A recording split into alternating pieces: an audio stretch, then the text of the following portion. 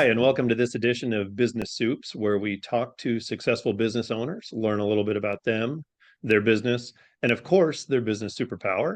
Today, I am joined by Kalon Dillingham from Tulsa Christian Bros Painting. So I got that out. Kalon, thanks for joining us and welcome. It's good to have you. Hey, thanks for having me. I really appreciate it. You're very, very welcome. So, why don't you tell us a little bit about yourself and your business? What's your origin story? We're a painting company, a finish company.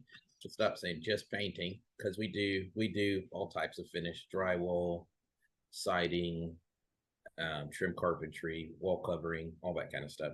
Um, Man, we started roughly about 15 years ago.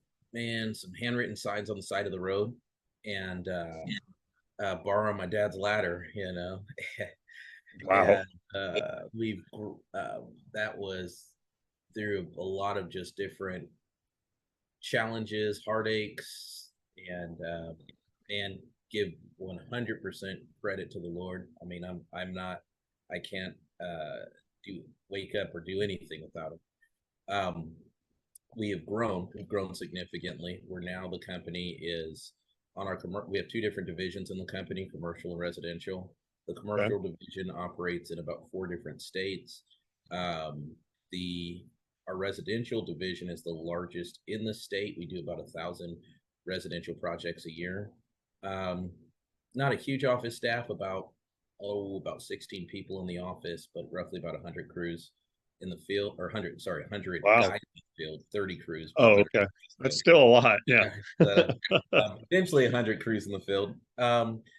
And it's been really started off working with my dad years ago, as just his hand since I was 4 years old. I've worked one other job other than construction, and that was CC's Pizza, for a year. And didn't do very well at that. You don't want me to make you a pizza. Didn't do very well at that. So, and then ended up oh just trying to start a business selling things online and that kind of thing, and eventually ended up landing back at my roots inside of construction.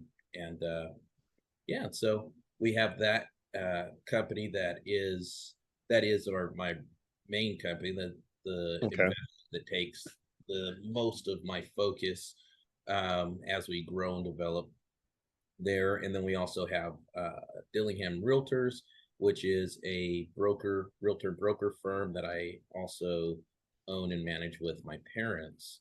On Okay. Now, Tulsa Christian Bros Painting is fully mine, but Dillingham Realtors, I also own and manage that with my parents, where we list and uh, list homes and flip houses and investment properties and that kind of thing. And then also associate pastor at Lifewords Outreach Church. So Oh, a wow. little bit kind of busy. Let's say you got a whole lot of free time, huh? Yeah, right, for sure. Yeah. So obviously you've been in the entrepreneurial world for a while.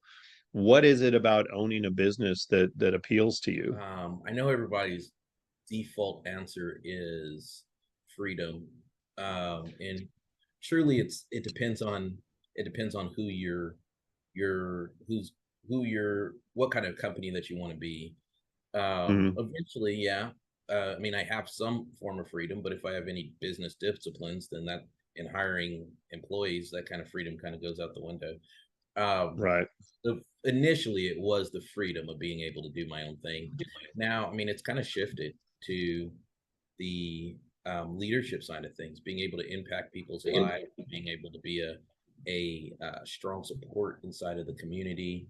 And man, I really like building big things as well. And so, And it's funny you say freedom because there's always some underlying tone of freedom every time I ask that question. So it yeah. doesn't surprise me that you put that in there. I do love what you're talking about as far as making that transition to leadership. So and that's one of the things that I think a lot of business owners struggle with is being a good leader, Mm. especially within their organization. So, have you got any recommendations or any cool stories maybe of how a leadership challenge that you dealt with and how it turned out? Oh my goodness, yes. I mean, leadership is one of the core foundations inside of the company. We have leadership meetings with our managers. I'm constantly reading or coaching or developing, going to seminar, whatever the case is, learning and growing inside of leadership. And we equip and call all of our team to be leaders, even if they're just answering the phones or if they are managing teams. The Yeah, I mean, we've had some really cool leadership stories of people that have come in. There's actually quite a few people in the company that have come in with zero experience, no Oh, experience in wow. construction, no experience in marketing, no experience in accounting or admin, and have helped them to develop into the field that they're currently in today, where they would be considered um, sought after as and as one of the experts in that field. And so it's really just and we've had some people come in from some really rough backgrounds, low confidence, Mm, low self-esteem, not seeing themselves amount to anything, and actually grow and develop. And I think that it's come through making people accountable to whatever goal they have set for themselves, and in yeah, just communicating that accountability in a firm but understanding way. So hmm. it's been cool, very Part cool. of having a good leadership within an organization is having a good culture. So, could you maybe talk a little bit about some of the things that you've done to grow and develop the culture within your company? Absolutely, that is the culture is like our golly, our bread and butter, man, secret sauce. The thing with any small company, especially endeavoring to grow into being corporate or large company, is you can't always pay what some of these big guys in construction to attract some of the top Right. pay. Oh my gosh. I mean, these guys have giant budgets and you're just trying to scale. And one of the biggest attractors for the people in our company is the culture. And so it is a culture of uh, helping each other out. It's a culture of kindness. Really, we're Christian Brothers Painting for a reason. It's not that we're walking in and throwing Bibles at people and they walk in the door kind of thing, but we operate with biblical principles of overall integrity, of overall kindness, of overall goodness. We have a no gossip policy where we've actually had to cut loose of team members because that were performing because of they couldn't stop gossiping about other people Right. on the team.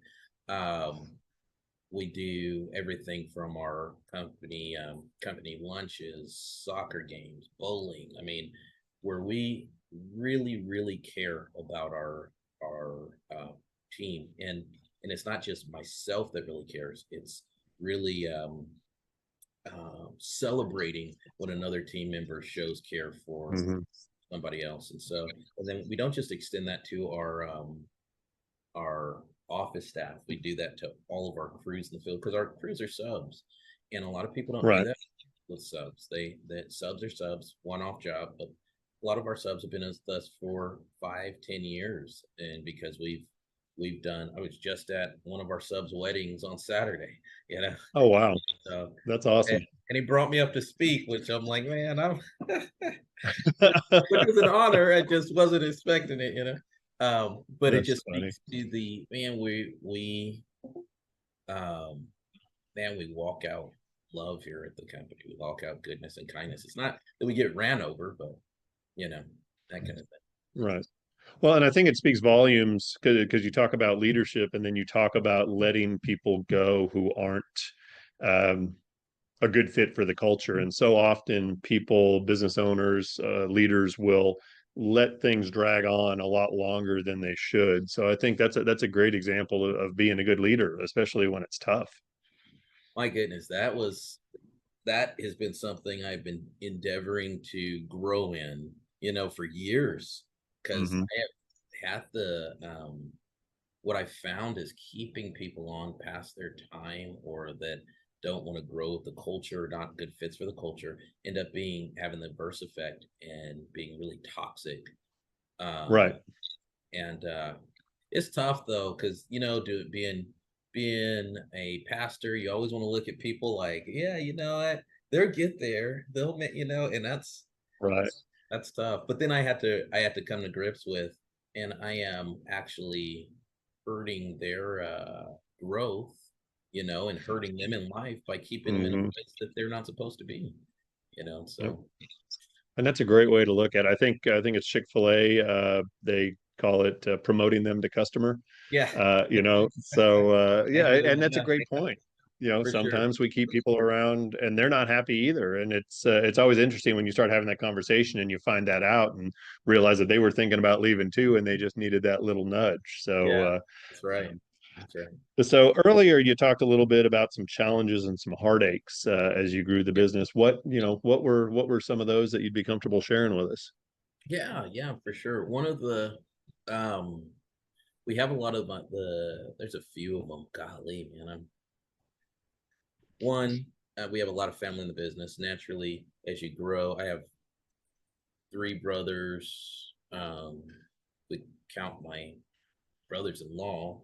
Yeah, four brothers and one sister, and all but one work in the company. Oh, And wow. actually, just building a culture of no nepotism. I mean, building this culture of, hey, man, I'm going to put, and some of them actually go to my church that I pastor also. So it's Wow. like, I mean, it is. I heard it said, and it fits the analogy or fits the situation well, where it's like I'm wearing all these hats. I'm wearing the big brother hat, the pastor hat, and the business owner Hmm. hat. So it's like, man, I've had to cut loose of family members and things like that before. Where it's like, Oh, okay, wow.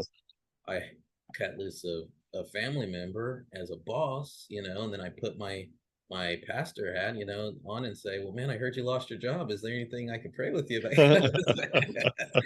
It's yeah, it's been challenging, but it's been drawing very clear and concise lines, having earlier on having very often communication very often that, hey, it Hmm. doesn't matter, family, this is where these are the objectives, and you Right. have to get the objectives just like everyone else. And then the other one would be the hiring of good people. We hear that in construction often. It's Hmm. so hard to hire good people, and so that's true. Earlier on, that was a monster challenge, and what we did to change that was we brought in people and incentivized them uh, to develop those underneath them. So we would take a sub crew and tell them, "Hey, man, we're going to give you $1,000 if any of your guys that are working underneath you will turn into another sub crew. So you need to develop them. They need to be able Wow. to fit all the requirements." And man, we had some of our core crews that we run today, which now, man, us finding crews is we have a pretty stringent process, but actually finding crews now, oh man, we got a list of crews that are waiting to work for us that just, That's awesome. so I think that the challenges come to the way I think to defeat the challenges inside the company is incentivize or celebrate the behavior that you want repeated, and Hmm. it's easier said than done, but it generally Right. works out. That's fantastic. So we've talked about a whole bunch of great stuff so far. So and we may not have even talked about this yet because I don't know what your answer is going to be, but what would you say your business superpower is? Outside the Lord, I'm telling you, man, I gotta give all credit to him because we couldn't do without him. But our culture, the people here, man, the culture, the people are. We have a very rigorous hiring and process. I mean, from uh, they'll do the initial interview, a 15-minute interview, then an in-person interview, then a ride Hmm. along, then another interview, then some assessments and some um, uh, just field training before they even get on. And then we're constantly asking, is this a good fit for you? And then if they're a higher level in the management side of things, we'd actually go to lunch or dinner with them and their spouse, or their Wow. significant other, just because it's like, if you're in, man, we hate having to the turnover, because that hurts culture, it hurts morale. And so bringing Right. in people that fit, and really getting the team pumped. That's the thing, man. It's not, there is often I need to tell people to go home. It's not people are trying to punch the clock. It's, man, go home, take Right. rest. I get it. We got a goal, we got an objective. We want to see it, getting the team just pumped up to win. The team is that cold. Like today, we're having a surprise celebration party for one of the team members, and everybody's all pumped up. What do I do? Do I get this little I don't know, those noisemakers? What do everybody's pumped up about it. So I think the culture is, man, having that atmosphere, a culture that is, and it's not just the feel good culture. So I want to say that Right. it's not just the feel good culture. We have very heavy objectives. Like everybody's Hmm. very clear, and everybody understands what it takes to win inside of their role. And man, and we celebrate those objectives really hard. And then we talk about the objectives when somebody doesn't meet them, offer counseling for when people Right. don't get those. And so this pumped up culture about, man, it feels good, but then also people are pushing to hit their objectives and are know they're going to be celebrated when they do. I think that that will probably be our superpower. Nice. So kind of a culture of loving accountability, it sounds like. Yeah. Yeah. Man, Very cool. we all charge up to take the hill, man. Is the That's Yeah. awesome. That's huge. All right. So last question here. For other business owners out there, obviously you've had a lot of great success. What would be one piece of advice that you would give them? Man, enjoy it. Enjoy it. I say one. Let me combine that. So it is one, right? Um, enjoy it, and enjoy it through finding your why. Your why can't just Mm, be to make money. Your why's got to be, man, what am I waking up? If all, man, everything goes wrong today. My why is I enjoy helping people. Is there somebody that I talk some encouragement to? right. My why is I like having a place where unique people fit. Did I help somebody fit in today? I like helping the community. Did I help the community, even if there are months, because we've had losses and stuff like that. Even if the Right. month, the bottom line doesn't work out, or play doesn't work out, or you scrap a whole process that you're doing, are you still hitting your why? And then, man, that's where you'll find the enjoyment, and it gets you out Right. of. Yeah, and then it just continues to build from there. So, Yeah, well, that is fantastic advice, Kalon. Thanks so much for being here and telling us a yeah, little bit about your story and sharing your business superpower. absolutely. I appreciate you having me. This was really fun. Thank you. You are very, very welcome.